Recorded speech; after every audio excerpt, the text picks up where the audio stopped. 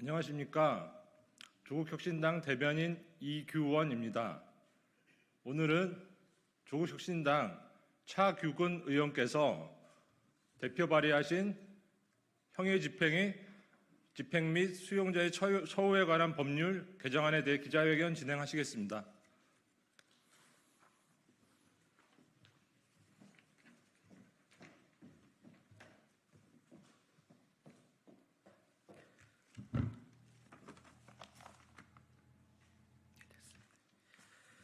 안녕하십니까. 조국혁신당 차규근 의원입니다.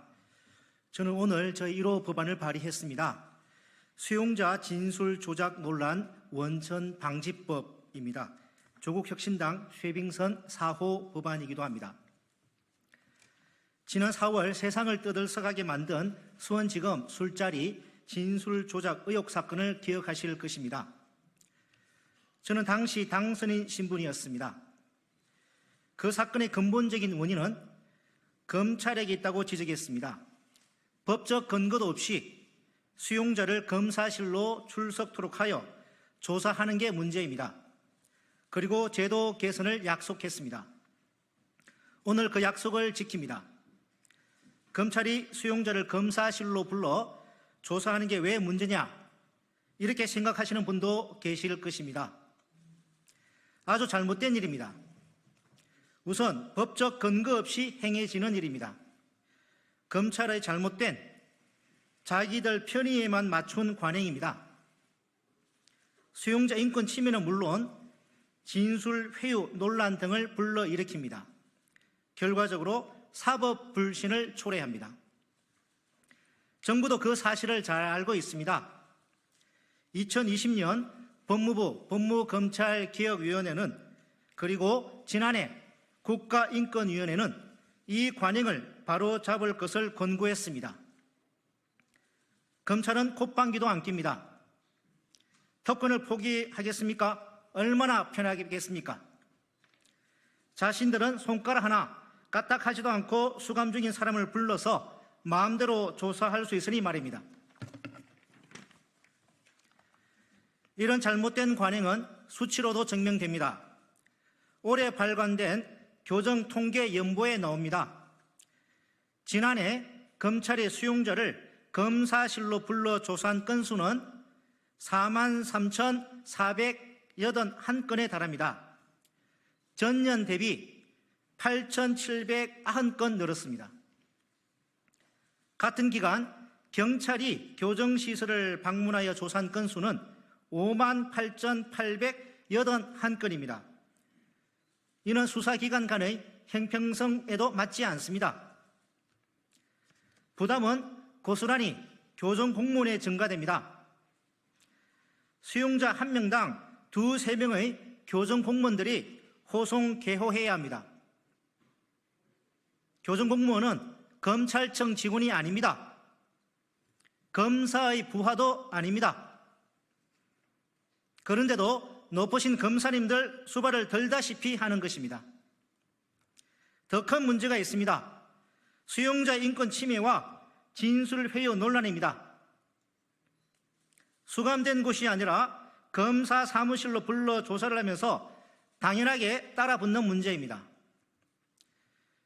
6월 3일 더불어민주당은 수원지검 술자리 진술 조작 의혹 사건의 진상규명을 위한 법안을 발의했습니다.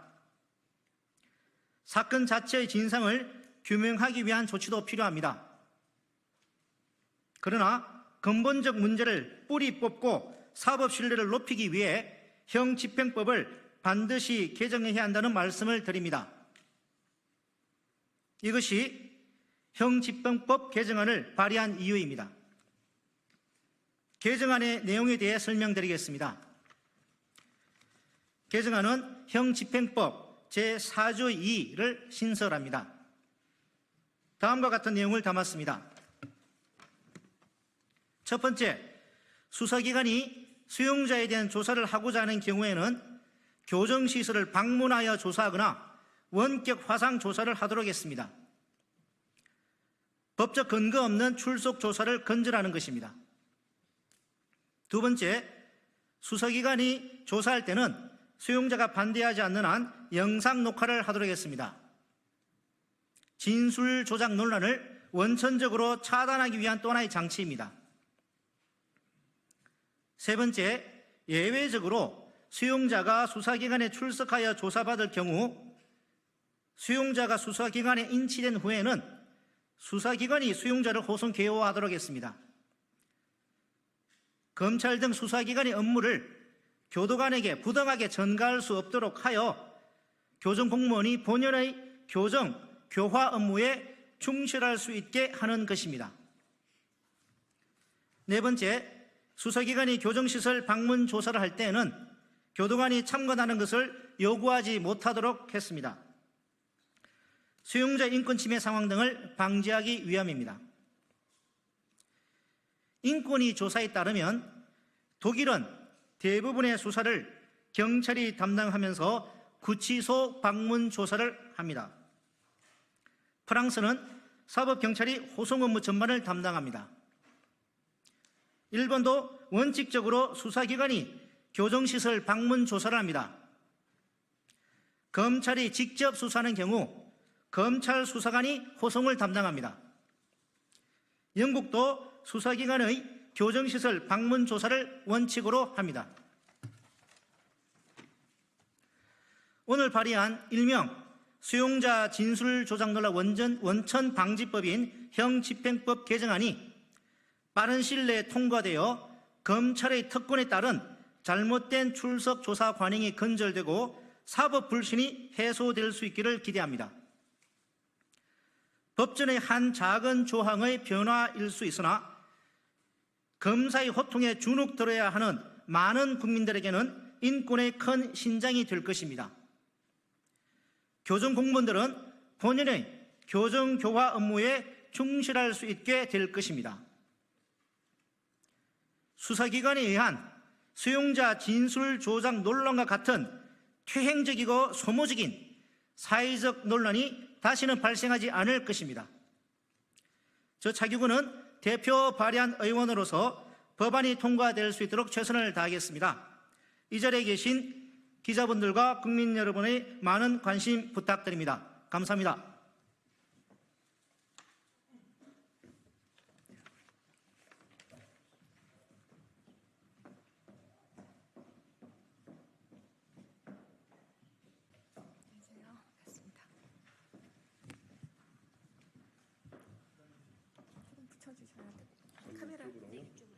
카메라에 잡히거든요.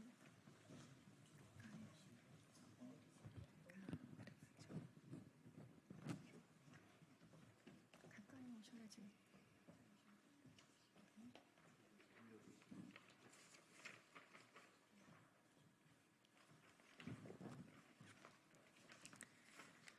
기자회견을 시작하도록 하겠습니다.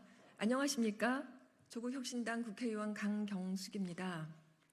저는 오늘 김건희 여사 논문 표절 의혹과 관련해 심사를 지연시키고 있는 장윤금 숙명여대 총장의 총장 연임 도전을 규탄하고 김건희 여사 논문 심사에 대한 조속한 심사 결과 공개를 촉구하고자 이 자리에 섰습니다. 오늘 범학계 국민검증단으로 함께 해주신 분들과 기자회견을 하게 되었습니다. 먼저 한국사립대학 교수회 연합회 양성열 이사장님 모셨습니다. 전국사학민주화 교수노조 김경한 위원장님 모셨습니다. 대학정책학회 김용석 회장님 모셨습니다. 네. 윤석열 대통령의 영부인 김건희 여사의 숙명여대 교육대학원에 제출한 석사학위 논문 표절 의혹이 해결되지 않은 채 너무 많은 시간이 지나가고 있습니다. 무려 28개월째입니다. 2022년 9월 논문 표절에 대한 검증 기자회견을 했었는데 아직도 어떤 답변도 책임 있는 모습도 보이고 있지 않습니다. 학생들과 지식인들과 국민들의 분노가 보이지 않습니까? 숙명여대는 교육부 훈령 연구윤리 확보를 위한 지침과 연구윤리 진실성위원회 규정에 따라 제보 접수일로부터서 30일 이내에 예비조사에 착수해야 하고 위원회의 예비조사 결과 승인 후 30일 이내에 본조사에 착수해야 합니다. 본조사는 판정을 포함해 조사 시작일부터 90일 이내에 완료하도록 규정에 명시되어 있습니다. 그러나 김건희 여사의 숙명여대 석사논문 표절 심사는 무려 28개월째 2년 4개월이 지나도록 현재 진행 중입니다. 말이 되는 것입니까? 학생들과 동문들과 국민들이 보고 있습니다. 사립대학의 연구 부정 행위 검증 기간이 통상 5개월이 걸린다는 점과 비교하면 숙명여대는 의도적으로 심사를 회피하고 있습니다. 누가 회피하는 것입니까? 역사가 용서하지 않을 것입니다. 이러한 숙명여대의 태도는 석사 논문 하나도 검증할 행정적 능력이 없는 대학임을 자인하는 것입니다. 그동안 국회에서도 이를 강하게 지적했고 절차대로 검증할 것을 촉구했지만 숙명여대는 묵묵부답으로 일관했습니다. 지난 21대 국회에서는 2년 연속 장윤금 총장에 대한 국정감사 출석 요구가 있었습니다. 그러나 급조해서 해외 출장을 나가고 대학기관 인증평가를 사유로 출석을 고의적으로 회피했습니다. 하지만 국민들의 사회적 요구와 여론의 문매를 맞아 어쩔 수 없이 참석한 2번의 국정감사에서도 명확하게 답변을 하지 않았습니다. 이는 국회에 대한 조롱과 국민에 대한 우롱을 일삼은 것입니다. 장윤금 총장은 여전히 이에 대해 일말의 부끄러움도 반성도 전혀 없는 것으로 보입니다. 장윤금 총장이 뻔뻔하게 총장 연임에 도전한다는 것은 김건희 여사 표절 논문 방탄을 위한 행위로 보여지며 숙명여대 동문들을 포함한 국민을 무시하는 행위입니다. 장윤금 총장의 연임 도전에 숙대 민주동문회도 지난 2년간 총장의 판단과 무능으로 우리가 조롱거리가 되었다며 장 총장의 회피로 많은 구성원들이 상처를 받았다고 밝힌 바 있습니다.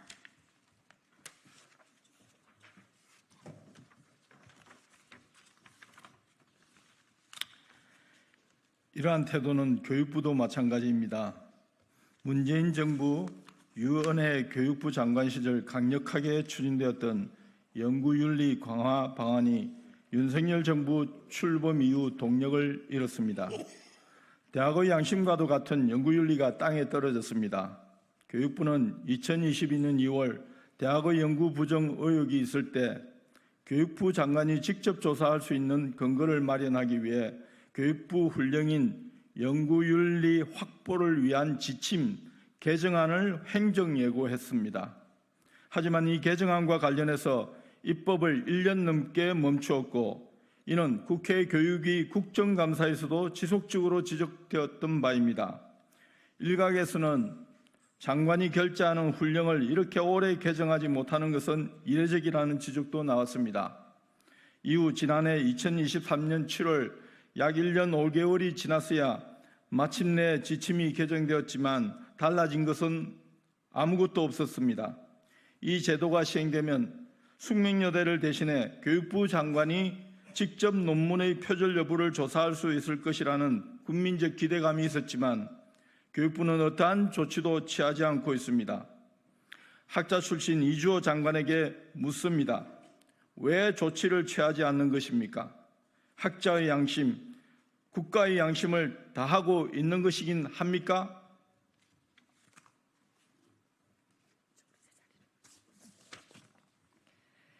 교육부를 포함한 윤석열 정부는 여전히 눈과 귀를 닫고 김건희 여사 지키기에만 급급해하고 있습니다.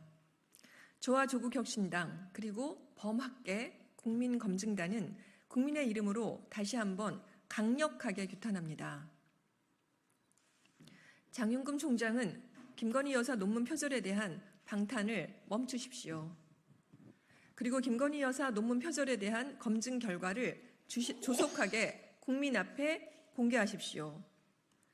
또한 교육부 역시 사립대학의 연구 부종 의혹에 대해 교육부 장관이 직접 조사할 수 있는 근거가 마련된 만큼 국민적 요구가 강한 김건희 여사 논문 표절에 대해 조속히 조사하십시오.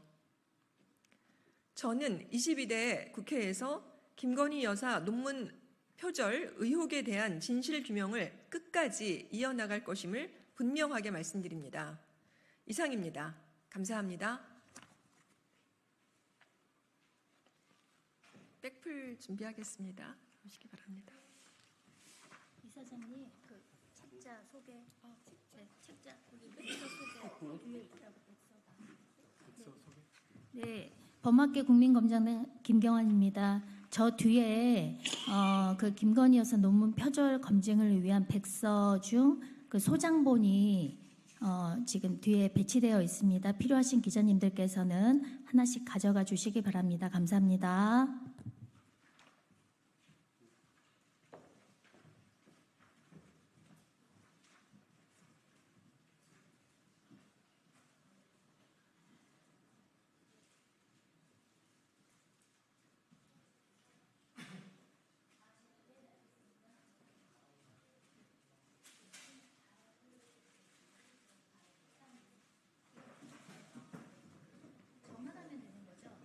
다른 분들 없이.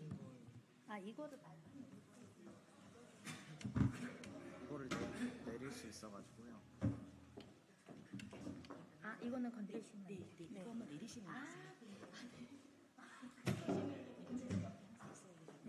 네. 얼굴을 가리셔서 네. 하고 한 다음에 30초 뒤에 네네.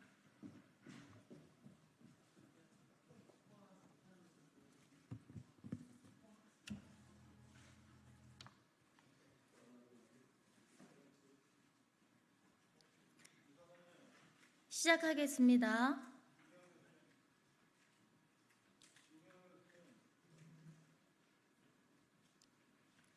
이러한 숙명여대의 태도는 석사 논문 하나도 검증할 행정적 능력이 없는 대학임을 자인하는 것입니다.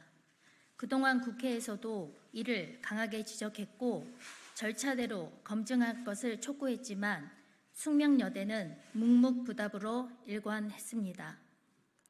지난 21대 국회에서는 2년 연속 장윤금 총장에 대한 국정감사 출석 요구가 있었습니다. 그러나 급조해서 해외 출장을 나가고 죄송합니다. 다시 하겠습니다. 다시 시작하겠습니다. 이런 숙명여대의 태도는 석사 논문 하나도 검증할 행정적 능력이 없는 대학임을 자인하는 것입니다. 그동안 국회에서도 이를 강하게 지적했고 절차대로 검증할 것을 촉구했지만 숙명여대는 묵묵부답으로 일관했습니다. 지난 21대 국회에서는 2년 연속 장윤금 총장에 대한 국정감사 출석 요구가 있었습니다. 그러나 급조해서 해외 출장을 나가고 대학 기간 인증평가를 사유로 출석을 고의적으로 회피했습니다. 하지만 국민들의 사회적 요구와 여론의 문매를 맞아 어쩔 수 없이 참석한 2번의 국정감사에서도 명확하게 답변을 하지 않았습니다. 이는 국회에 대한 조롱과 국민에 대한 우롱을 일삼은 것입니다.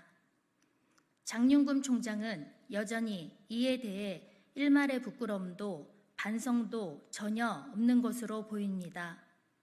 장윤금 총장이 뻔뻔하게 총장 연임에 도전한다는 것은 김건희 여사 표절 논문 방탄을 위한 행위로 보여지며 숙명여대 동문들을 포함한 국민을 무시하는 행위입니다.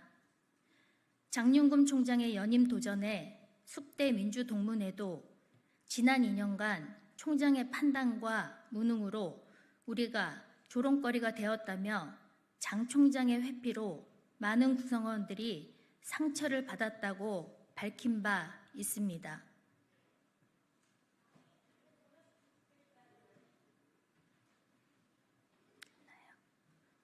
네, 감사합니다.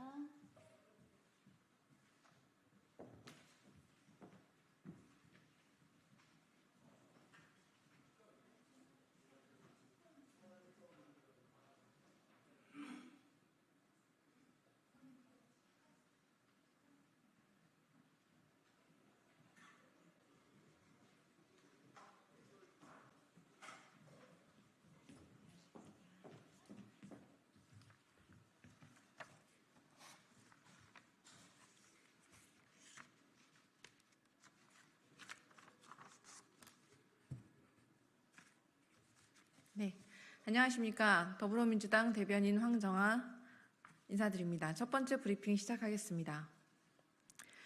깡통폰 제출, 군이 어쩌다 진상을 가리려고 증거인멸하는 범죄 집단으로 전락했습니까?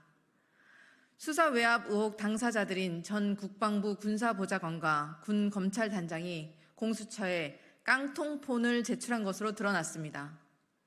이종섭 전 장관에 이어 국방부와 군 관계자들이 줄줄이 깡통폰을 제출하고 있습니다. 법치주의를 위협하는 조직적 증거인멸입니다. 대체 무엇을 숨기기 위해, 누구를 감춰주기 위해 통화 기록을 지웠습니까? 증거를 인멸하면서까지 진상을 가리려는 국방부와 군 관계자들의 행태에 분노합니다. 국방부와 군이 어쩌다 범죄자를 지키기 위해 증거를 인멸하는 범죄 집단으로 전락했습니까? 군의 증거인멸 시도야말로 수사 외압이 있었음을 확증하는 정황 증거입니다. 진실을 파헤칠 때까지 법과 원칙에 따라 열심히 수사하겠다던 공수처는 윤석열 대통령과 이종섭 전 장관의 통화 내역을 알고도 침묵했습니다. 공수처 수사팀의 실망을 금할 수 없습니다.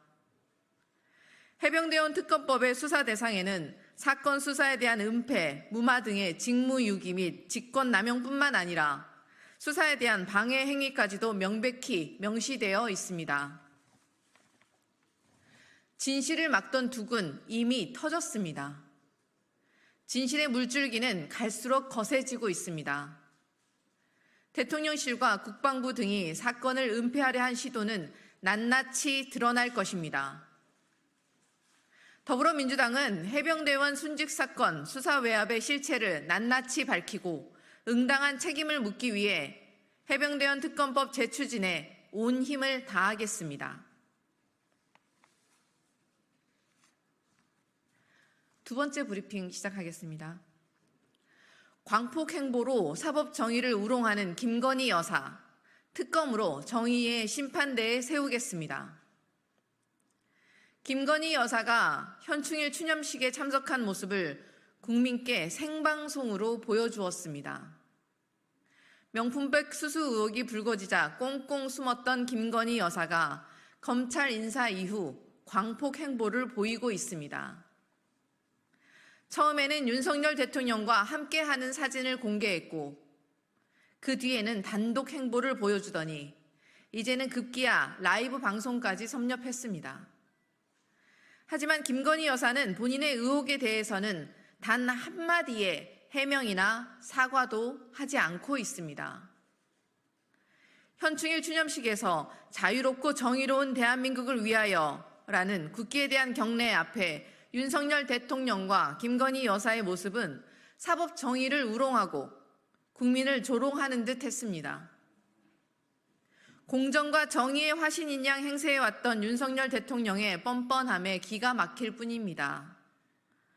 파렴치하기는 사법 정의를 외쳐왔던 검찰 역시 마찬가지입니다.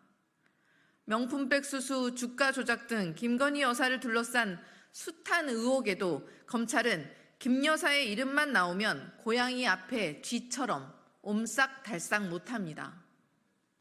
검찰은 김건희 여사의 주가 조작 의혹에 대해 대선 전에 이미 소환조사 공감대를 형성해 놓고도 여지껏 소환조사에 소자도 꺼내지 않고 있습니다. 검찰총장의 법 앞에 예외도 특혜도 성역도 없다는 말은 마치 김건희 여사가 법 위에 특혜 받는 성역임을 방증하는 듯합니다. 결국 김건희 여사의 후한무치한 행보를 막는 방법은 국민의 명령이 담긴 특검뿐입니다. 더불어민주당은 반드시 특검을 관철해 김건희 여사를 정의의 심판대에 세우고 윤석열 대통령이 무너뜨린 공정과 정의를 복원하겠습니다. 네, 감사합니다.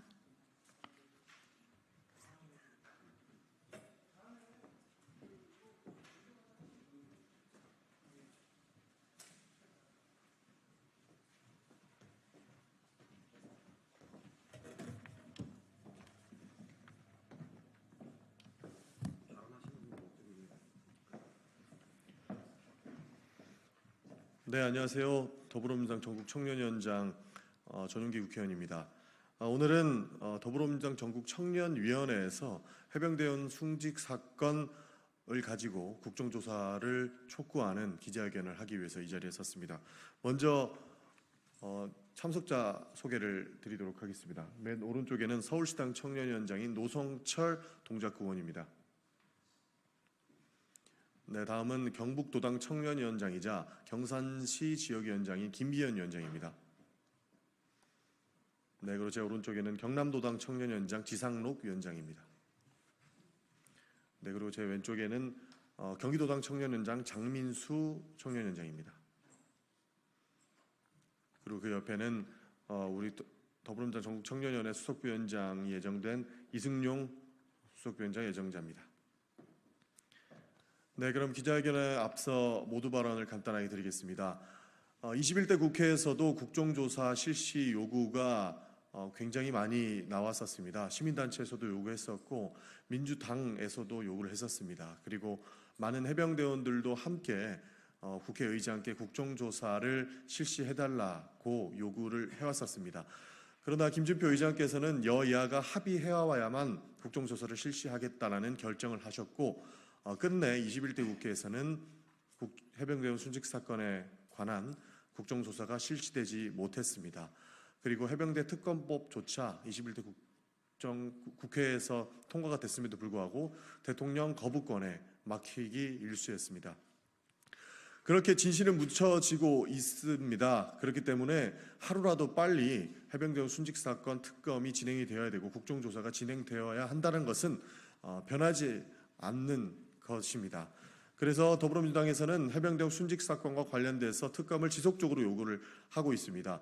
이에 더불어 우리 청년위원회에서는 해병대원 순직 사건의 특검을 추진함과 동시에 국회에서는 국정조사를 추진해서 국회의 시간을 가져야 된다.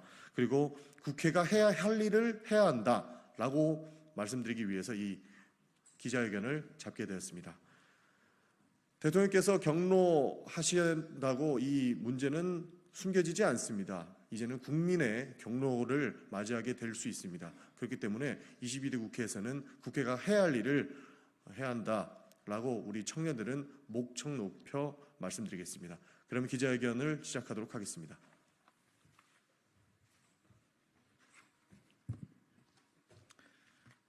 국회는 22대 원 구성 즉시 해병대원 순직 사건 특검법을 처리하고 국정조사도 실시해야 합니다. 다음 달이면 최상병이 황망하게 세상을 떠난 지 1년이 됩니다. 그렇지만 아직도 우리는 그 죽음의 원인을 명명백백히 밝히지 못했고 관련된 책임자 처벌도 이루어지지 않았습니다.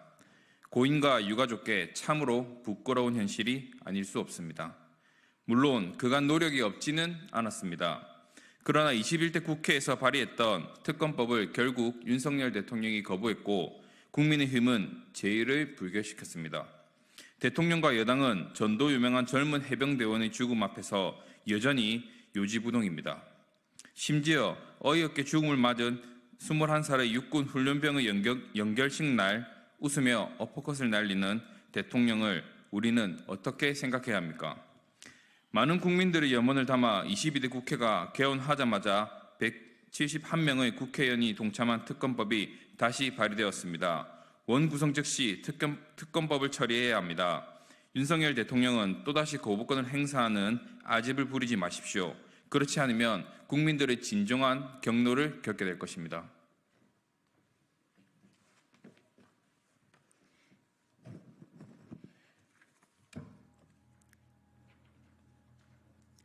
이제 수장이 교체된 공수처도 수사에 박차를 가하기 바랍니다. 문제가 있다면 원칙적으로 대통령도 수사할 수 있다는 신임 공수처장의 발언을 기억하고 있습니다. 성역 없는 수사를 말이 아니라 결과로 보여주기를 기대합니다. 특검을 진행하는 한편 국회의 시간으로 만들어 갑시다. 22대 국회에서 국정조사가 반드시 추진되어야 합니다. 국정조사 실시로 국회의 시간을 가집시다. 국정조사 실시로 국회가 해야 할 일을 합시다. 지난 1년의 시간을 헛되이 보내고 다시 언젠가 될지 모르는 진실 규명을 더 이상 미룰 수 없습니다. 국민들이 보고 계심에도 대통령과 통화한 적 없다고 천연덕스럽게 거짓말을 했던 국방부 장관, 정부 고위 관료들 간 조직적 은폐 정황, 또다시 특검 거부권을 만지작거릴 대통령을 보면 현 정부를 도저히 믿을 수 없습니다. 공수처에 대한 기대가 크지만 진척이 너무 더디다고 느끼는 것도 사실입니다.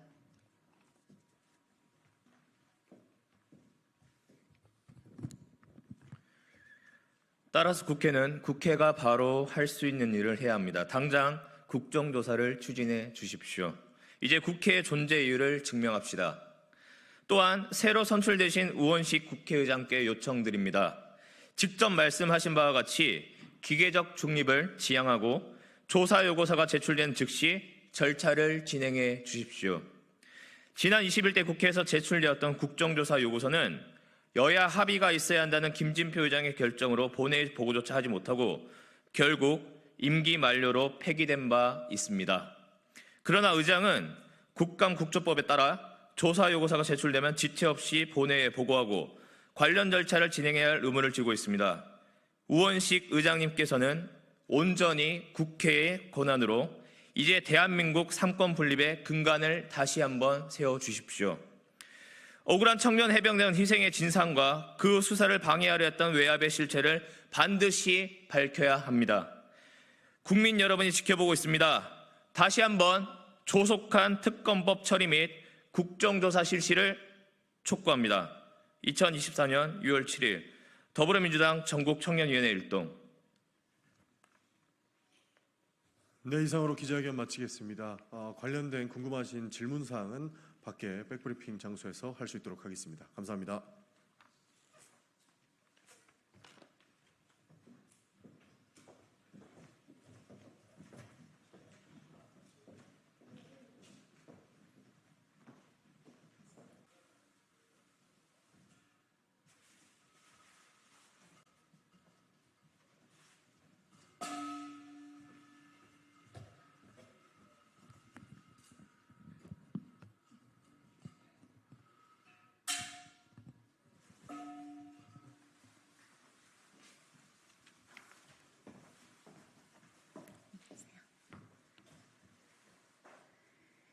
안녕하세요. 이번에 개혁신당의 부대변인으로 임명된 이유원입니다. 오늘의 브리핑 시작하겠습니다. 개원 9일차를 맞이한 22대 국회. 국민들은 우리 손으로 뽑은 국회의원들이 앞으로 4년 동안 어떻게 해줄지 관심과 기대로 국회를 지켜보고 있습니다. 그런데 22대에서도 시작부터 여야가 정쟁만을 이어가는 상황입니다. 지난 21대 국회가 윤석열 대통령의 거부권 행사로 국회로 돌아와 폐기된 최상병 특검법으로 마무리된 데 이어 22대에 접수된 법안 중 특검법이 벌써 5개에 달하고 있습니다. 야권의 4개 특검법에 대치해 국민의힘에서는 김정숙 특검으로 맞대응하고 있습니다. 거대 야당의 입법 폭주, 윤석열 대통령의 거부권 행사와 이에 따른 재표결, 다시 재발의하는 악순환을 끊어야 합니다. 22대 국회에서도 특검 정국이 되풀이된다면 국민들은 벌써부터 피로감이 밀려옵니다. 국회가 특검 전문은 아니지 않습니까? 특검만이 난무한다면 민생은 누가 챙길 겁니까? 개혁신당은 공약 하나하나를 체크해서 민생부터 챙기겠습니다. 당리 당략에만 눈이 먼 국회의 모습이 아닌 미래를 위한 개혁의 첫걸음, 초심을 잃지 않고 국민만 바라보며 나아가겠습니다. 네, 감사합니다. 수고하셨습니다.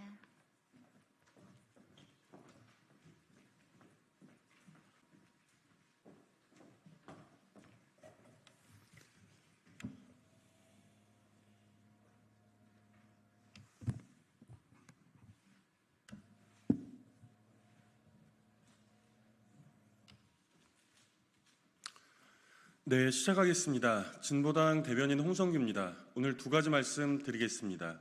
첫 번째입니다. 정부 여당 전단살포 탈북민 단체의 배후를 자처해서는 안 됩니다. 이른바 오물풍선으로 우려와 혼란이 지속되는 가운데 어제 새벽에도 다시 한 탈북민 단체의 대북전단 20만 장이 하늘로 솟아올랐습니다. 100배의 오물로 대응하겠다는 북한의 강한 반발에도 기어이 9.19 남북 군사합의라는 최소한의 안전핀마저 무참히 뽑아버린 상황입니다. 통일부는 상황 관리를 위해 최선을 다하고 있다고만 되뇌고 있는데 작금의 이 위험천만한 시국에서 그 무슨 상황 관리를 하고 있다는 건지 도대체 모를 일입니다. 긴장만 고조시키고 우발적 충돌의 위험까지 불러올 대북 전단 살포에 자제 요청은커녕 대통령이 앞장서서 힘으로 북한을 변화시키겠다고 공언하고 나섰습니다. 누가 보더라도 현재 탈북민 단체의 배후에는 윤석열 대통령이 완강하게 서 있는 모양새입니다. 세계에서 가장 어두운 암흑의 땅이 어딘지는 차치하고라도 세계에서 가장 위험하고 불안한 위태로운 땅으로 우리 한반도가 진입하고 있다는 것만큼은 확실해 보입니다. 불안해서 못 살겠다는 걱정과 우려가 곳곳에서 터져 나오고 있는데 정부 여당의 귀에는 들리지도 않습니까? 기본적인 위기 관리조차 하지 못하는 이 정부를 두고 우리 국민들이 발을 뻗고 잘 수가 없습니다. 대통령이 입만 열면 주창하는 민생의 첫 단계는 우리 국민의 목숨과 안전입니다. 한반도의 긴장을 고조시키는 그 모든 행위들은 지금 즉각 중단되어야 합니다.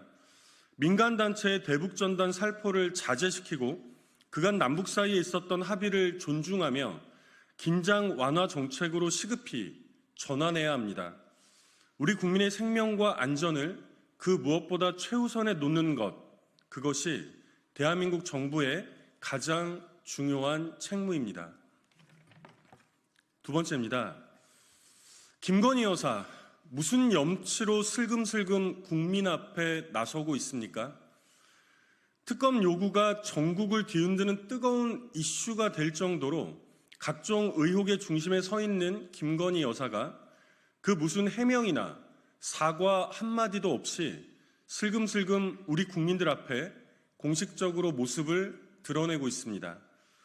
단독 행사나 사진 공개를 넘어서 어제는 생방송으로 보도된 69회 현충일 추념식에도 모습을 드러냈습니다. 김건희 여사를 주목하고 있는 우리 국민들의 매서운 시선쯤이야 가볍게 무시하겠다는 의도가 아니라면 있을 수 없는 파렴치하고 무책임한 행보입니다. 지난해 12월 명품 가방 수수 문제가 불거진 후 본인은 물론 주변에서도 문제가 있다고 판단했으니 심지어 이번 총선의 투표마저도 세간의 눈을 피해야 할 정도로 무려 5달 동안이나 두문불출했던 것 아니었습니까? 그런데 지금 그 모든 의혹과 관련하여 단 하나라도 속 시원하게 풀리거나 해명이 된 것이 있습니까? 그러면서 어떻게 마치 아무런 일도 없었다는 듯 천연덕스러운 행보를 강행할 수가 있습니까? 취임 이도일 기자회견에서 밝혔던 것처럼 윤석열 대통령은 자기 아내의 현명하지 못한 처신에 대하여 사과를 넘어서 명명백백하게 해명할 책임이 있습니다. 법 앞에 예외도 특혜도 성역도 없다고 했던 이원석 검찰총장 또한 말뿐만이 아니라 실제 소환 조사로 속히 이 의혹들을 풀어낼 책임이 있습니다. 무엇보다 대통령과 검찰총장 이전에 당사자인 김건희 여사 본인부터 지금 즉시 우리 국민 앞에 서야 합니다. 직접 설명하고 해명해야 할 문제가 이미 산더미처럼 쌓여 있지 않습니까? 이것이야말로 우리 국민에 대한 그리고 대한민국의 민주주의에 대한 최소한의 도리입니다. 이상입니다.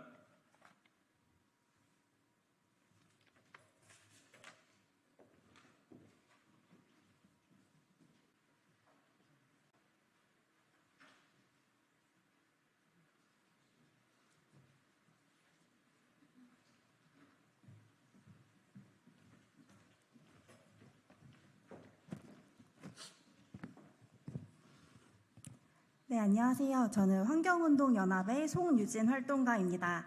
오늘 세계해양의 날 기념 해양 환경 보전을 위한 BBNJ 협정 비준 촉구 기자회견의 사회를 맡았습니다. 그럼 오늘의 기자회견을 국회의원 박해철 님의 모두 발언으로 시작을 하겠습니다. 이어서 연대단체 발언과 기자회견문 낭독으로 기자회견이 진행될 예정입니다. 그럼 박해철 국회의원님께 박수 부탁드리겠습니다.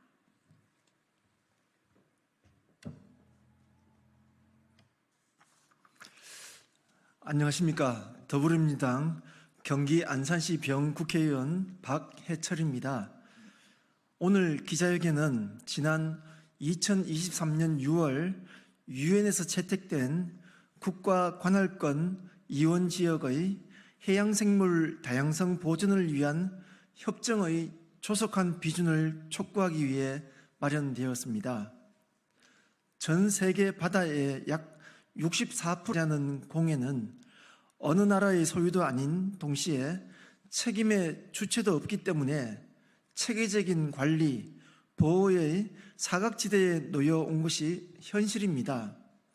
관련하여 국가의 관할권이 미치지 못하는 공해와 심해저 등의 무분별한 어업, 광물 탐사 등으로 남용되어 해양 생물 다양성이 훼손될 수 있다는 지적이 지속적으로 제기되어 왔습니다. 이에 대응하기 위해 지난해 3월 유엔에서 국가 관할권 이원 지역의 해양 생물 다양성 보존 및 지속 가능 이용을 위한 협정, 즉 BBNJ 협정이 타결되었습니다. BBNJ 협정에는 공해상에 보호구역을 설치할 수 있도록 하고 공해의 심각한 변화가 우려되는 경우 환경영향평가를 실시할 수 있는 근거를 마련하는 공해의 해양생물 다양성 보호를 위한 국제적인 협력 방안들이 담겨져 있습니다. 우리나라도 지난 11월에 83번째로 해당 협정에 서명함으로써 생물 다양성 보존이라는 국제적 흐름에 동참하는 첫걸음을 뗐습니다만 아직 협정이 비준되지 않아 효력이 발생되지 못하는 상황입니다. 이에 조속한 협정 비준을 위해 해수부, 외교부 등 관계 부처들이 비준을 위한 실무 절차를 조속히 추진해 줄 것을 요구합니다. 더불어 바다와 인간의 지속 가능한 상생을 위해 BBNJ 협정이 제22대 국회에서 반드시 비준될 수 있기를 바랍니다. 제22대 국회의원으로서 공해의 해양생물 다양성 보존을 통해 소중한 우리의 바다를 지키기 위한 책무를 다하겠습니다. 감사합니다.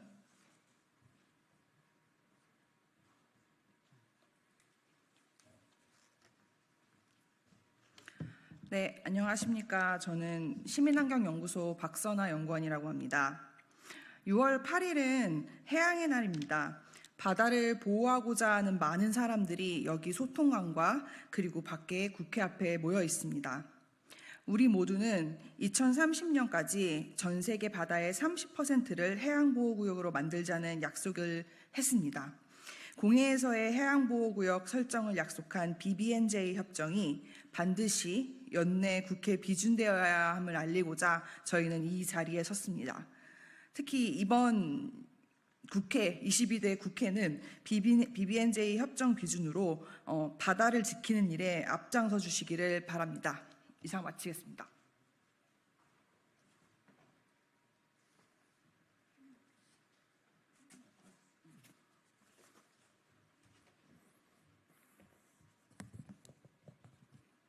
안녕하세요. 시세포드 코리아 활동가 진정철입니다. 지구의 생명과 직결된 바다가 무분별한 인간 활동으로 위험에 처해 있다는 사실은 부인할 수 없는 사실입니다. 각국이 이 문제의 심각성을 인지하고 해결을 모색하고자 BBNJ 협정에 서명한 것도 지난해의 일입니다. 하지만 실제로 효력을 발생시키기 위한 비준을 마친 국가의 수는 터무니없이 적습니다. 문제가 무엇인지를 알면서도 실제 영향력 있는 변화를 만들려는 의지는 너무나도 부족합니다. 한국도 예외는 아닙니다. 공해에 해당되는 얘기는 아니지만 윤석열 대통령은 지난 3일 포항 영일만 심해 석유가스 전에 대한 탐사 시추 계획을 승인했다고 발표했습니다. 석유와 가스 존재 여부조차 확실하지 않는 상황에서 그것을 알아보겠다는 명분으로 돌이킬 수 없는 해양 파괴를 하겠다는 결정을 승인 진행하고 홍보하는 나라의 수장과 관련 부처의 행태에 경악을 금치 못하고 있습니다. 보장되지 않는 경제적 이익을 위해 지금 확실히 존재하고 모든 생명을 보호하기 위한 절실한 해양 생태계를 이렇게 파괴하기로 쉽게 결정한 것은 대한민국 정부가 바다를 이쏙 챙길 대상으로만 여기는 시각을 보여준다고 생각합니다. 한국이 국제사회의 일원이자 지구를 하나로 잇는 바다를 빌려 쓰는 한 나라로서 해양 보호라는 책임과 의무를 성실하게 다할 것을 요구합니다. 이는 BBNJ 협정을 연내 준비하는 구체적인 발걸음으로 시작할 수 있을 것입니다. 이상입니다.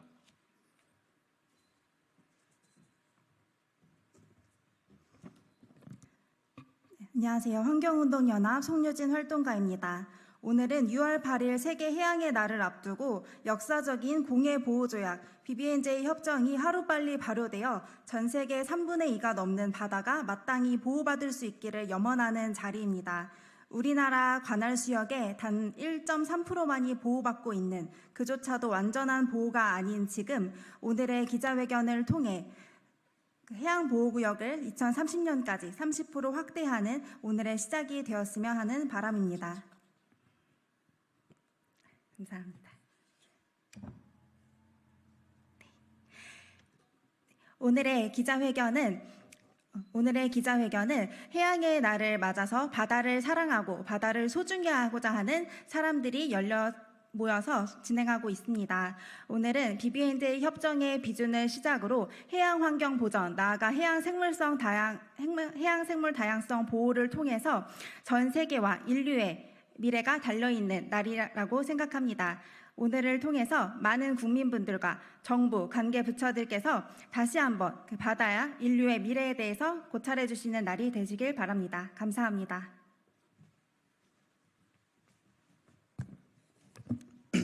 부산환경운동연합 부장 박상현입니다. 저는 부산에서 왔습니다. 부산은 평소에 이제 해양도시 부산이라는 슬로건을 오랫동안 내세워 왔습니다. 그리고 부산에는 해양 관련 유관 기관들 그리고 연구소들이 내려와 있고요.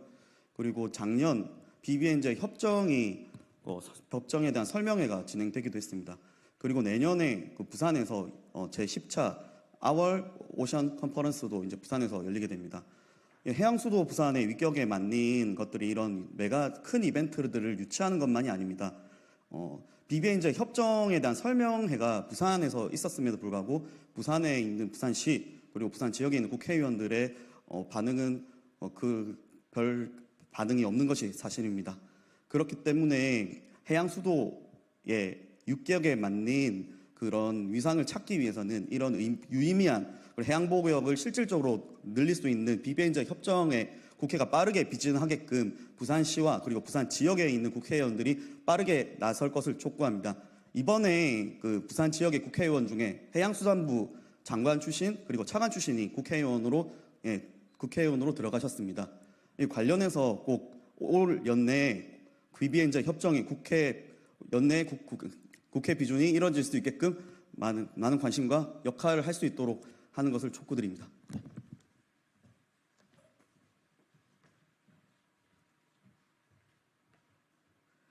네, 안녕하십니까. 국립공원을 지키는 시민의 모임의 이희자입니다. 우리가 직면한 기후위기와 생물다양성 감소 문제는 몇 개 국가가 나선다고 해결할 수 있는 일이 아닙니다.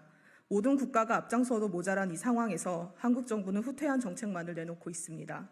특히 해양수산부는 해양보호구역 관리 예산을 삭감하고 2030년까지 보호지역 확대 세부 계획은 내놓지 않고 있습니다. 이어 정부와 국회가 BBNJ 협정까지 비준하지 않는다면 한국은 국제사회에 아무런 기여를 하지 않고 책임을 방관하는 국가로 비춰질 것입니다.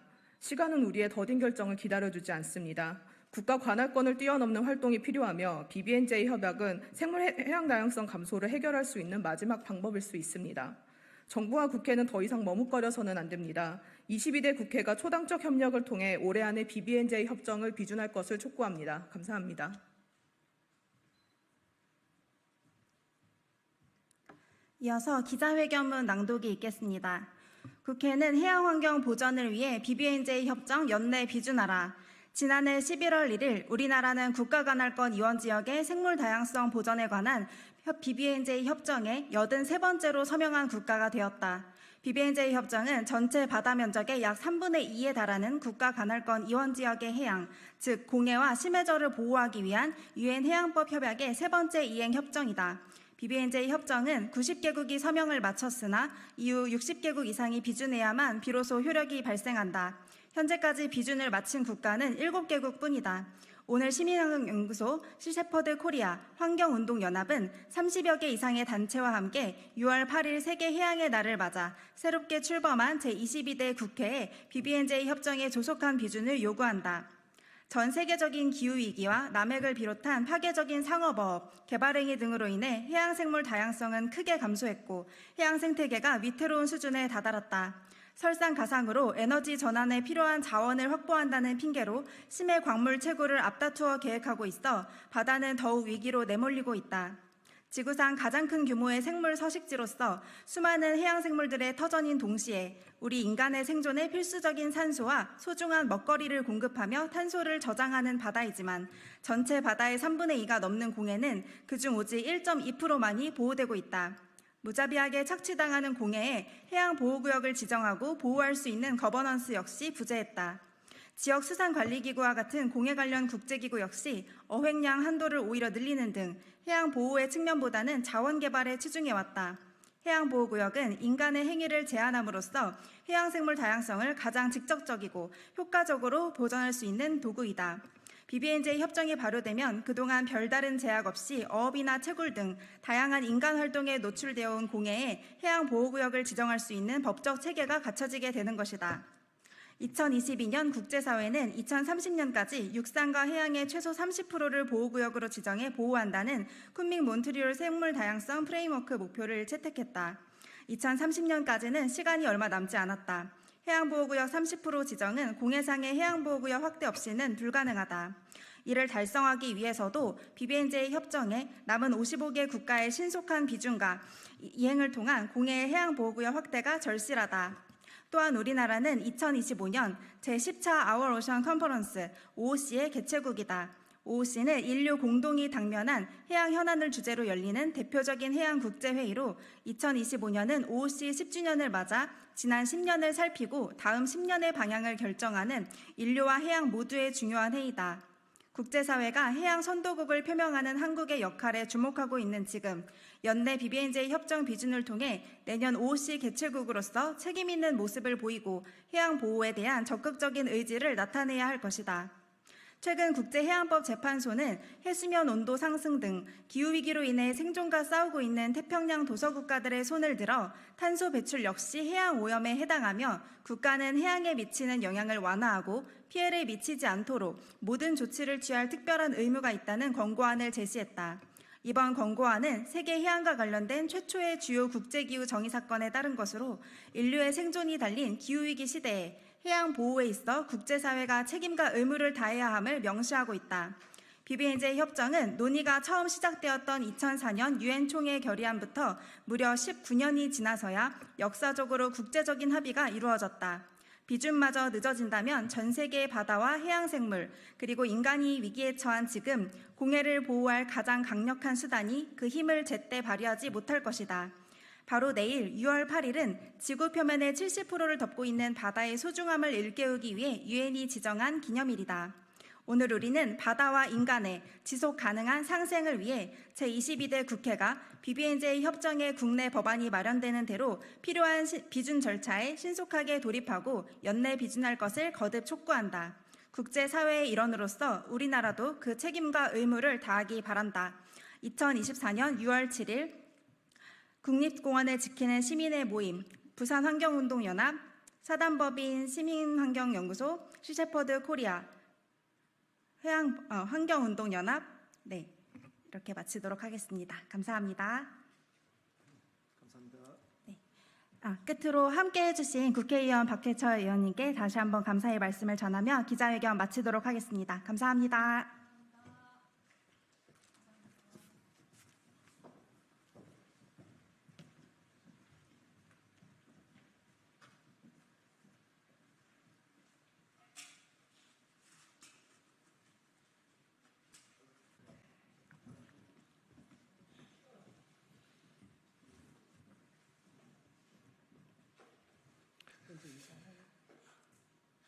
예, 오늘 저 야사당 초선 국회의원 공동 기자회견을 진행하려고 합니다.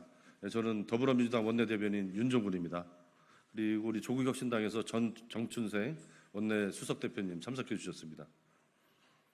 예, 진보당에서 정혜경 의원님 참석해 주셨습니다. 예, 사회민주당 한창민 의원님, 예, 지금 상중이신데 오늘 기자회견 때문에 또 이렇게 참석해 주셨습니다. 그리고 원래 이제 개혁신당도 이제 같이 하는 걸로 처음에 얘기가 됐었는데 당내 사정 때문에 이번 기자회견은 이제 같이 참석하는 게 좀 어려운 걸로 이렇게 좀 얘기가 됐습니다.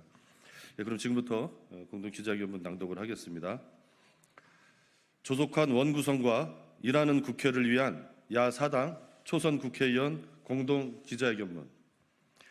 제22대 국회가 문을 연 지 벌써 여러 날이 지났습니다. 지난 총선에서 국민들께서는 변화를 선택해 주셨습니다. 제발 일 좀 하라, 민생을 잘 보살피라는 특명을 내리셨습니다. 저희 야사당 초선 국회의원들은 일하고 싶습니다. 하루빨리 원구성을 마치고 상임위를 배정받아 열심히 뛰고 싶습니다. 그런데 원구성 협상은 진척이 없습니다. 국회법에 규정된 상임위원장 선출일이 오늘이지만 법을 만드는 국회가 법을 어기고 있으니 참담하기 이를 데 없습니다. 원구성 협상이 이렇게 교착 상태에 빠진 가장 큰 이유는 여당인 국민의힘의 목리 때문입니다.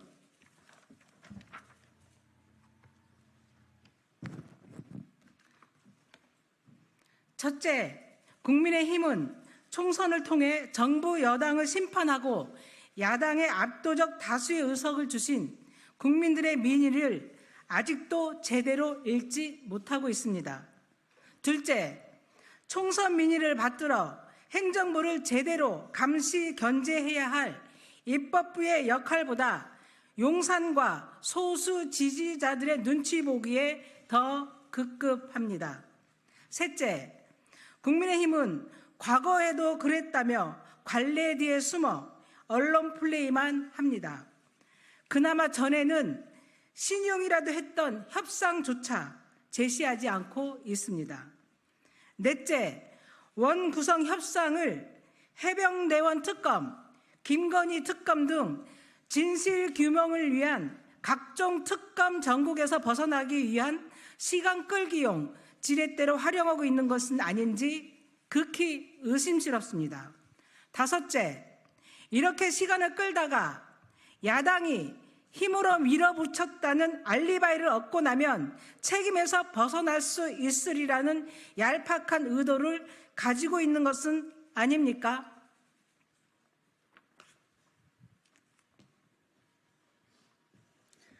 국민의힘에 촉구합니다. 불필요한 정치적 논쟁으로 귀한 시간을 허비하는 것은 더 이상 안 됩니다. 국회의원이 힘써야 할 것은 당리당략이 아니라 오직 민생뿐입니다. 무엇보다 이번 총선에서 전체 야권의 3분의 2에 가까운 의석을 몰아주신 국민들의 민의가 최우선입니다. 민심이 전례이고 갈래입니다. 국민이 법입니다.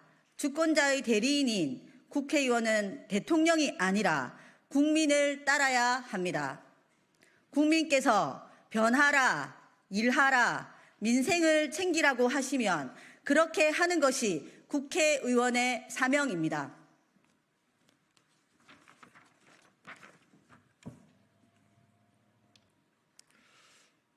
국민의힘에 강력히 촉구합니다.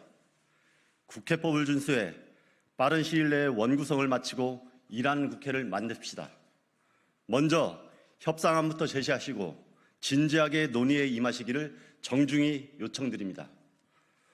오늘 이 자리에 모인 각 당의 초선 국회의원들은 국회 원구성이 하루빨리 이루어지도록 할 수 있는 모든 노력을 다할 것을 국민께 약속드립니다. 국회법을 준수한 정상적이고 조속한 원구성으로 일하는 국회, 민생국회, 국민의 생명과 안전을 지키는 국회, 행정부에 대한 감시와 견제 역할을 잘 해내는 22대 국회를 만들기 위해 최선을 다하겠습니다. 감사합니다. 2024년 6월 7일 제22대 국회 야4당 초선 국회의원을 대리하여 더불어민주당 윤종군, 조국혁신당 정춘생, 진보당 정혜경, 사회민주당 한창민, 일동.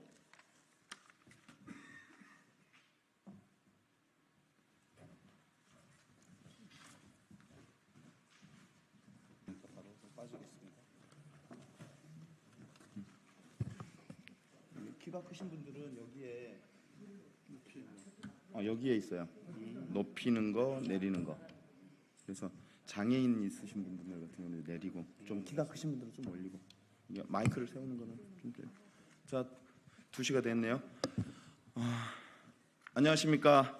더불어민주당 산자위 간사를 맡고 있는 목포 출신 국회의원 김원입니다.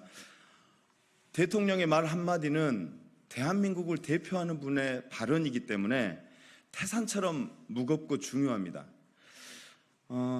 윤석열 대통령이 직접 대한민국 동해에 140억 배럴의 가스와 석유가 매장되어 있을 수 있다고 발표를 했는데 온 국민들이 기뻐하고 축하하기는커녕 우려스러움과 의혹이 눈덩이처럼 커지고 있는 상황입니다.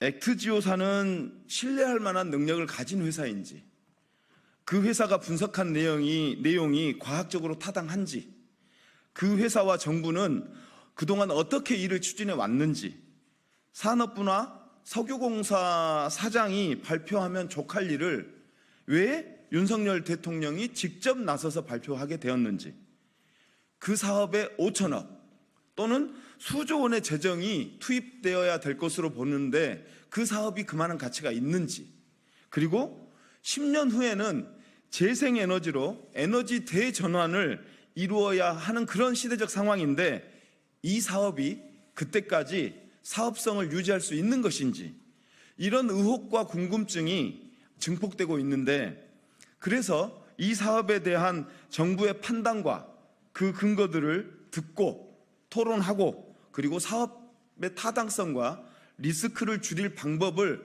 국회에서 함께 모색하고자 자료 요청을 했는데 산자산업부로부터 자료 제출을 거부당했습니다.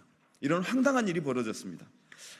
이에 민주당 산자위원 일동은 산자위원들의 자료 요청에 정부가 적극 응할 것, 그리고 또한 국민의힘이 해당 사업에 대해서 논의하기 위한 산자위 개최에 적극 협조해 줄 것을 요청하는 기자회견을 개최하게 되었습니다. 오늘 기자회견에 참석하신 분들 소개해드리겠습니다. 아직 김한규 의원 참석하셨습니다. 이용선 의원님 참석하셨습니다. 허종식 의원님 참석하셨습니다. 권양엽 의원님 참석하셨습니다.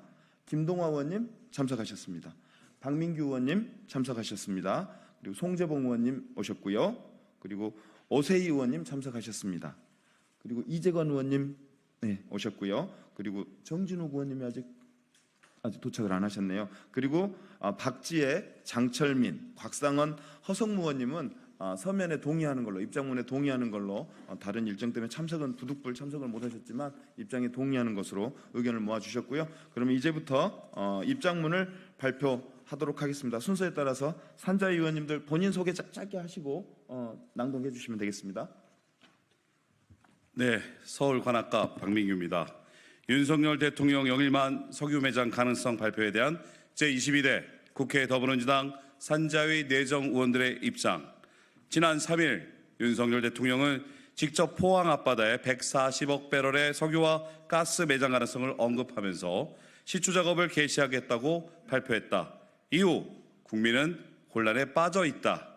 매장 가능성을 제기한 심해 기술평가 업체의 분석이 제대로 이루어졌는지, 우리 정부가 업체의 보고를 제대로 검증하고 관리, 감독하고 있는지 논란이 대표적이다. 제22대 국회 더불어민주당 산자위 내정 국회의원 일동은 석유 및 가스 매장 가능성이 현실화된다면 국가 경제 운영과 관련하여 여러 가지 새로운 가능성이 생길 수 있을 것이라고 동의한다. 그러나 막대한 예산이 수반되는 국책 사업은 투명한 정보 공개와 공정한 연구 및 검증, 그리고 과학적 데이터를 수반한 국민 설득 작업이 선행되어야만 한다.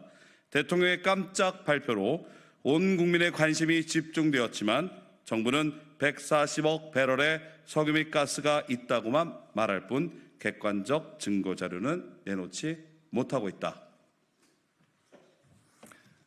예, 청주 청원 송재봉 의원입니다. 발표 직후부터 140억 배럴의 석유가 있다고 보고한 액트지오에 대한 신뢰성 논란이 끊이지 않고 있다. 본사 주소가 주택가이고 임대 매물로 나와 있다. 텍사스 주정부에 신고된 업종은 직업훈련과 관련 서비스다. 1인 기업이다. 연 매출이 없던 회사였다 등 다양한 의혹이 그것이다. 그리고 이제 언론 보도를 통해 2007년부터 영입만 이때 자원 탐사를 진행했던 호주 최대 석유 개발 회사가 대한민국 동해 가스전에 미래 가치가 없다는 이유로 철수한 사실이 밝혀졌다. 대통령의 말 한마디, 행동거지 하나하나는 태산처럼 무거워야 한다. 대통령의 발언에 대한 정부의 추가 설명이 빠르고 끊임없이 이루어져야 한다. 만에 하나라도 대통령의 깜짝 발표가 국민 여론 및 주식시장 그리고 대한민국의 이상에 미칠 부정적 파장을 예상한다면 더더욱 그러하다. 이런 점에서 대통령의 4분 깜짝 발표 이후 물리탐사 결과만으로 매장 가치가 현 시점에서 삼성전자 시가총액 5배 수준이라고 언급한 산업부 장관의 발언은 매우 부적절했다. 상업성이 담보된 확인 매장량이 아닌 추정치인 탐사 자원량을 윤석열 대통령이 직접 발표한 것이 과연 적절했는가? 국내 대륙경 유망구조 탐사를 위한 투자비가 이미 반영되어 있는 상황이 아니었는가? 우리는 이번 석유 매장 가능성 발표가 총선 참패, 국정 지지율 하락에 따른 국면 돌파용 카드가 아닌지에 대한 의혹을 지울 수 없다. 네, 서울 서대문갑 김동아입니다. 윤석열 대통령이 발표한 140억 배럴 가능성은 말 그대로 상업성이 담보된 확인 매장량이 아닌 탐사 자원량이다. 유망 구조라 하더라도 세계적으로 석유 탐사 성공률은 20% 내외, 낮은 지역은 10%가 안 되는 경우도 있음을 고려한다면 포항 앞바다 탐사 시추 성공률은 20% 정도로 예상한 것 자체가 지나치게 낙관적인 전망이 아닌지 의문이 제기된다. 경제성 확보가 무엇보다 중요하다.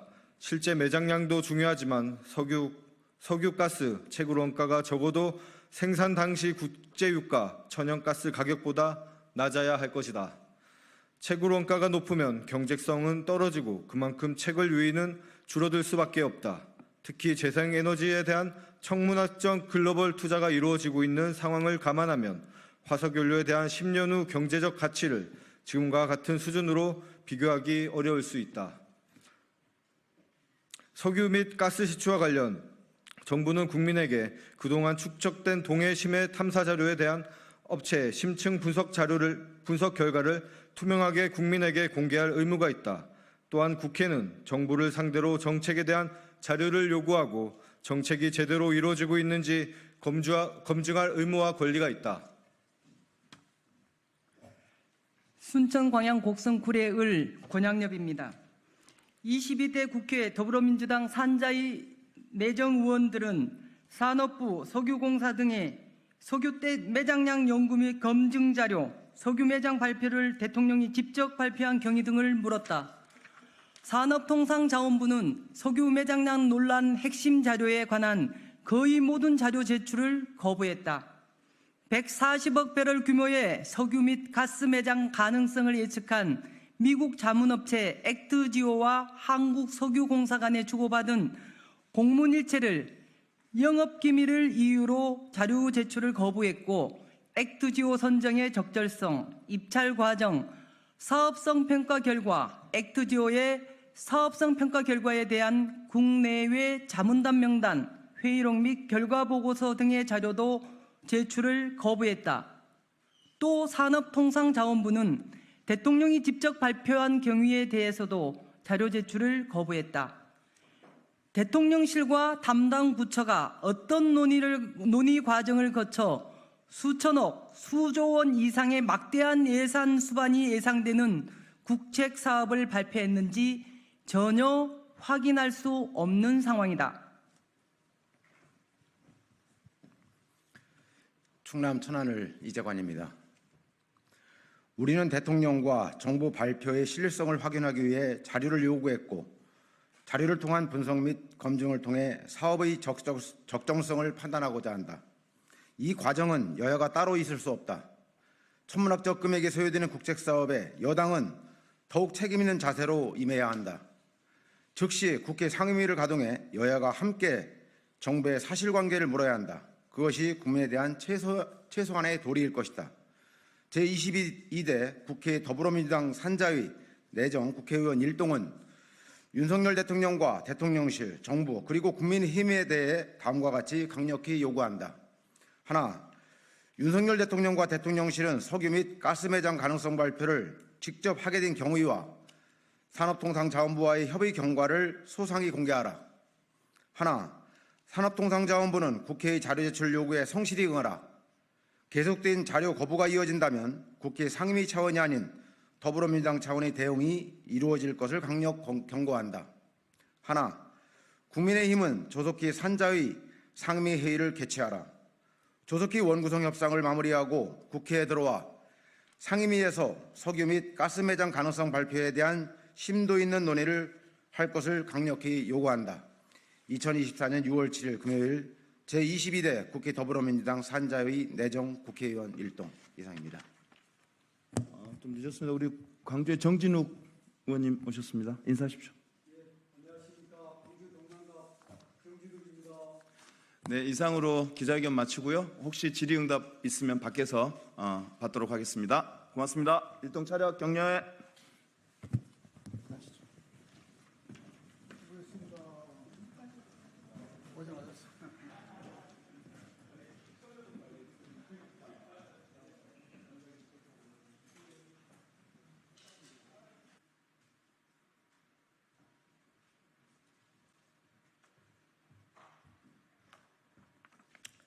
안녕하십니까. 개혁신당 선임대변인 문성호입니다. 브리핑 시작하겠습니다.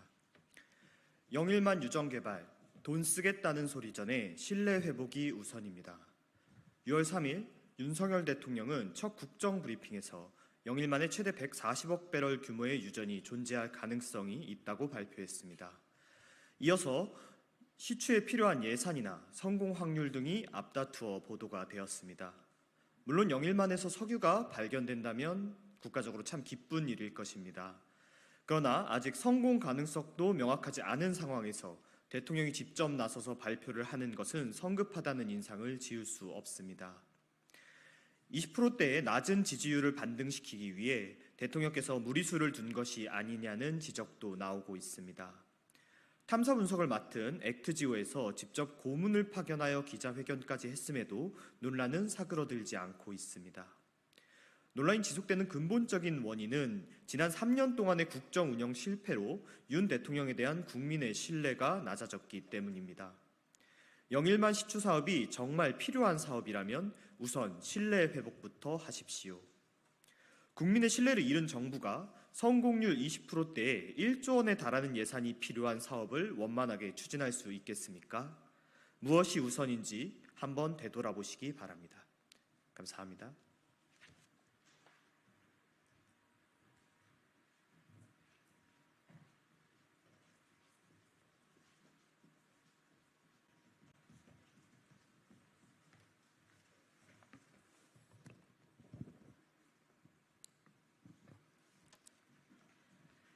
국민의힘 원내대변인 조지현입니다. 논평 읽겠습니다. 유례없는 야당 단독 개원으로 헌정사에 오점을 남긴 민주당은 의회 민주주의를 포기하는 것입니까? 국회의장과 민주당은 원 구성과 관련해 여야가 협의할 수 있는 협상안을 제시하기는커녕 오늘도 법정 시한만을 운운하며 힘으로 밀어붙이고 있습니다. 특정 정당의 입법 독주를 견제하기 위해 국회의장과 법사위원장의 소속 정당을 분리한다는 오랜 여야 협치의 산물을 깨고 민주당이 힘으로 밀어붙이는 그 이유가 무엇이겠습니까? 박찬대 원내대표께서는 유튜브 방송에서 우리가 집중하는 상임위는 법사위, 운영위, 과방이라고 언급하자 그 자리에 함께한 이재명 대표께서 반드시 해야지라고 했습니다. 국민은 알고 있습니다. 법사위를 장악하여 이재명 대표의 검찰 수사와 재판에 관여하겠다는 의도, 그리고 운영위를 장악하여 정부의 국정 운영 전반을 흔들겠다는 의도, 과방위를 장악하여 민주당의 입맛대로 언론을 주무르겠다는 의도가 깔린 것 아닙니까? 입법부는 물론 사법부, 언론까지 장악하겠다는 무소불위의 권력 독식 행진의 그 끝은 어디입니까? 국민의힘은 오늘 시급한 민생 현안 해결을 위한 특별위원회를 구성했습니다. 우리 당은 사법부와 언론 장악으로 이재명 대표 방탄에만 혈안이 된 민주당에 맞서 일하는 국회, 민생국회를 만들어 갈 것입니다. 힘대로 무조건 밀어붙이는 민주당은 국민을 두려워할 줄 알아야 합니다. 우원식 국회의장님, 지금이라도 민주당의 대변인이 아닌 국민의 대표로 되어주십시오. 민주당의 의회 독재를 방관하지 말아주십시오.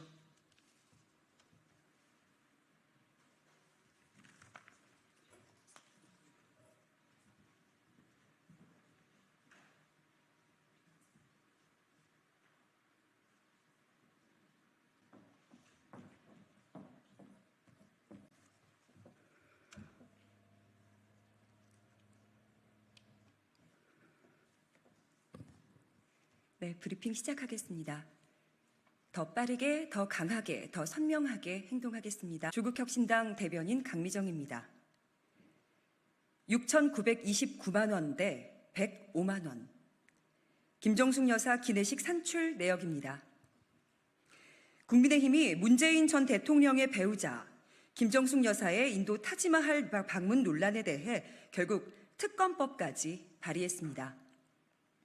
이미 검찰에 고발됐고 사건 배당까지 됐으니 검찰에 수사 촉구를 하면 그만일 것을 여당인 국민의힘이 검찰을 못 믿겠다고 특검법을 발의한 것부터가 코미디입니다. 국민의힘 의원들은 표적을 옮겨가며 공격합니다. 배현진 의원은 인도의 초대장을 공개하라고 요구했습니다. 도종환 당시 문화체육관광부 장관이 2018년 10월 26일 인도 모디 총리가 대한민국 문재인 대통령에게 보낸 초청장, 서한과 원문, 한국어 번역본을 각각 공개했으니 정독해 보길 권합니다. 임이자 의원은 국민 혈세로 옷을 사고 관광하고 없는 해외 일정을 만들어냈다면 이는 명백한 국정농단이라 주장했습니다. 단어 사용에 주의하길 바랍니다. 국민들께선 해외여행, 명품 쇼핑, 국정농단이라고 하면 김건희 여사부터 떠올릴 테니까요. 김 여사가 해외 순방 중에 명품 숍에 들른 것에 대해 국민의힘은 외교 행보, 문화 탐방이라고 하지 않았습니까? 송언석 의원은 김정숙 여사가 대통령 전용기를 이용하면서 예산이 급증했다고 주장했습니다. 하늘에 침을 뱉으면 제 얼굴에 떨어지기 마련입니다. 윤 대통령 부부의 지난 2년간 해외 순방 비용부터 뒤져보세요. 편성된 예산 다 쓰고도 모자라 예비비 532억 원을 더 당겨 썼으니까요. 벌써 규모부터 다릅니다. 김석기 의원은 김정숙 여사의 블라우스까지 문제 삼기 시작했네요. 인도 국민의 호감을 이끌어내고자 선물 받은 사리 중 하나를 블라우스에 달아 입은 것이 국가기록물 무단 방출이자 훼손이랍니다.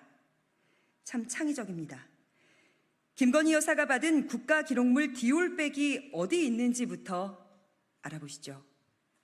살아있는 권력 수사를 존재 이유로 내세웠던 검찰은 압수수색도 하지 않았죠. 인도 순방 때 7천만 원 가까운 액수라고 주장했던 기내식 비용이 실제로는 105만 원이라는 얘기는 다들 들으셨죠. 국민의힘이 김건희 여사 특검 맞불 성격으로 김정숙 여사 특검을 발의했으니 이제 김건희 여사 관련 예산도 모두 공개하시죠. 조국혁신당은 걱정됩니다. 윤석열 정부는 글로벌 사우스의 중추국가인 인도와의 외교 관계를 정녕 포기하려는 겁니까? 나렌드라 모디 인도 총리가 초대했는데 그것을 정쟁의 소재로 삼으니 모디 총리가 곤혹스럽지 않을까요? 저 나라는 도대체 뭔가? 이런 생각을 하지 않겠습니까? 문재인 대통령과 정상회담을 한 뒤에 최고의 사절단을 보내달라고 정식 요청했는데 대한민국의 여당이 자신의 초청을 김 여사의 셀프 관광으로 둔갑시켜버렸으니까요. 혁신당이 대신 사과하고 싶은 심정입니다. 여기까지 하겠습니다. 고맙습니다.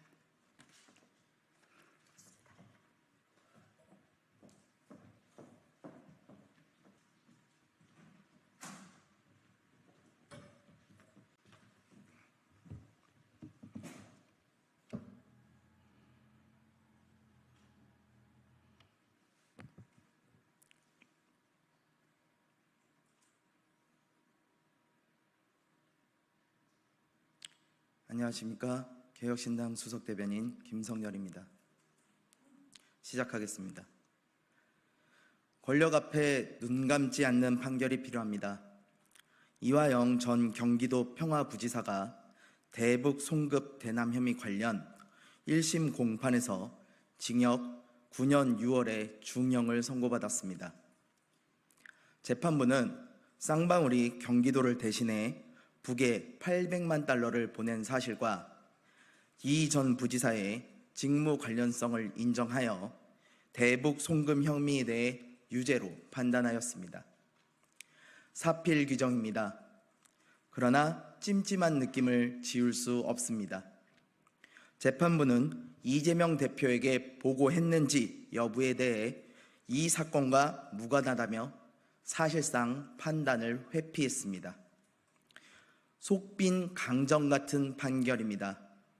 이 전 부지사의 직무 관련성은 인정하면서도 상급자인 이재명 당시 경기도지사의 관련 여부에 대해 판단조차 하지 않는 것은 명백한 직무유기입니다. 북한에 경기도지사 관련 사례금을 주었는데 정작 주인공인 경기도지사가 어떻게 이 사건과 무관할 수 있겠습니까? 또한 이 전 부지사도 지난해 이재명 당시 지사에게 대북 송금을 보고했다고 진술하고는 이제와 뒤늦게 번복한 상황입니다. 이처럼 국민적 의혹이 몰려 있는데도 판단을 회피한 것은 무책임한 모습이며 권력 앞에 눈 감은 행태입니다. 이번 판결로 사법부는 몸보신 판결을 했다는 비판을 피하기 어려울 것입니다. 대한민국 대법원에 있는 정의의 여신상은 눈을 감지 않고 있습니다. 권력과 불의 앞에 눈 감지 않는 법원의 모습을 보여주기 바랍니다.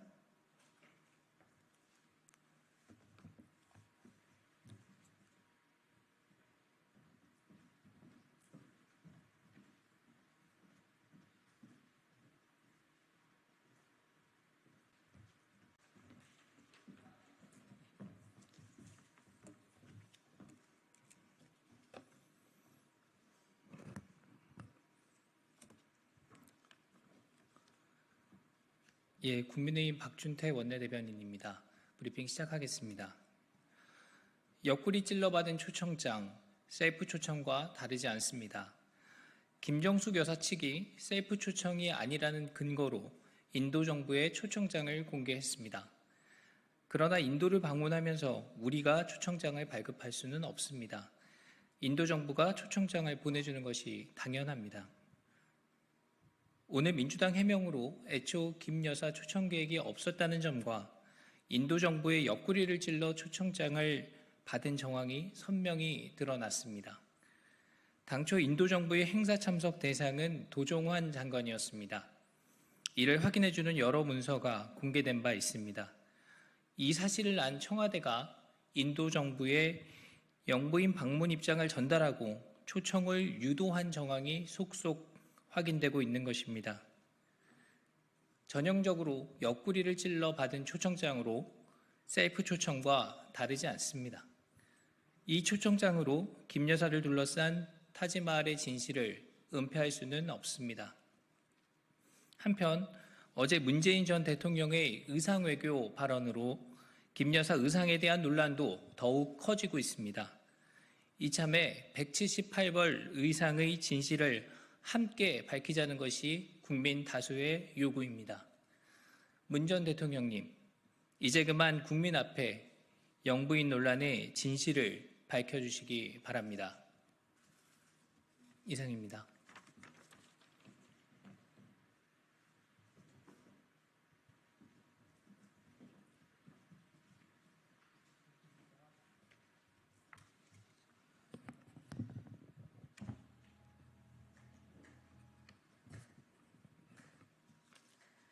네, 안녕하십니까. 더불어민주당 대변인 황정화입니다.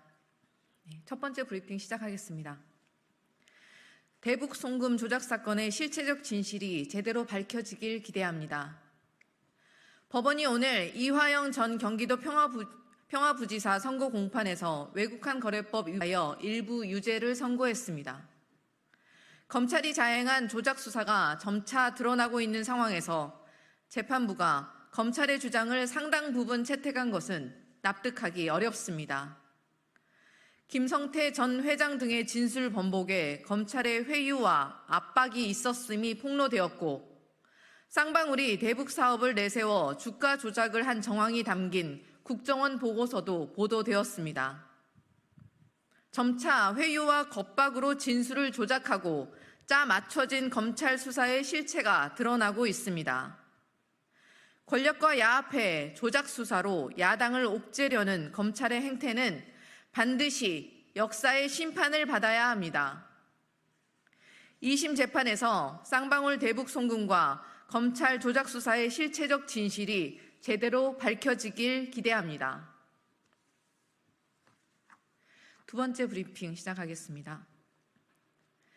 개인 자택 본사로 둔 기업 말만 믿고 수천억 혈세 투입한다는 대통령, 국정이 구멍가게입니까? 오늘 기자회견에서 액트지오 측이 본인들의 본사가 개인 자택임을 인정했습니다. 상주 직원도 거의 없다고 합니다. 액트지오 측은 성공 확률이 높다고 하더니 갑자기 실패 확률이 80%라며 면피성 밑밥 깔기도 잊지 않았습니다. 경제성 있는 탄화수소가 누적되어 있는 사실도 못 찾았다고 합니다. 동해 심해가스전이 장래성 없다고 평가한 호주 최대 석유개발 회사인 우드사이드와 본사를 개인 자택에 둔 액트지오, 둘 중 누구의 말이 더 신뢰가 가는지 삼척동자도 다 알 내용입니다. 거기에 더해 한국석유공사는 기밀 유지 때문에 액트지오에만 분석을 의뢰했다고 합니다.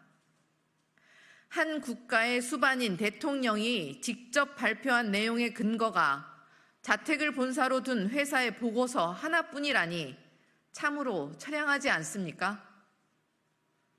기자회견 이후 한국가스공사의 주가는 최근 10년 중 최대 폭의 낙폭을 기록하는 등 유관업체들의 주가가 폭락을 거듭했습니다.